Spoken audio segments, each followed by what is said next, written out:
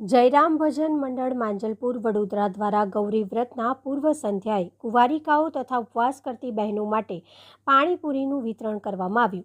વડોદરા શહેર માંજલપુર વિસ્તારમાં જયરામ ભજન મંડળ દ્વારા દર વર્ષની જેમ આ વર્ષે પણ ગૌરી વ્રતના પૂર્ણ પાણીપુરીનું વિતરણ કરવામાં આવ્યું, જેમાં ગૌરી વ્રતના ઉપવાસ કરતી કુંવારિકાઓ 5 દિવસ મીઠા વગરનું ખાવાનું હોય છે।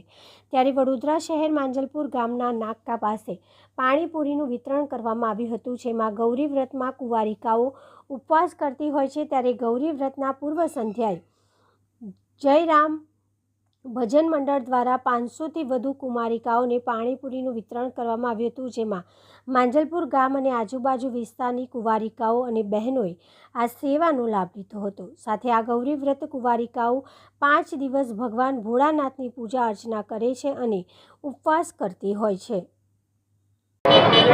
जय माताजी। आज रोज માંજલપુર में भागोर जेवामाना चौक में अँ दर वर्षे जयराम भजन मंडल तरफ थी जे नानी बाळकीओ छे जे उपवास करती होय छे ए लोको माटे कई ने कई कार्यक्रम होय छे। तो आ घड़ीए ए लोकोए जे मिनरल वॉटर में जे पानी थी पानीपुरीनुं आयोजन कर्युं छे। अने जयरामदास भजन मंडल खाली आ एकलुं कार्यक्रम नहीं, માંજલપુર में कई पण नाना मोटा कार्यक्रम होय तो ए सौभाग्य एमनो भाग भजवे छे अने दरेक काममां सेवाना काममां होय त्यां आगळ पड़ता होय छे।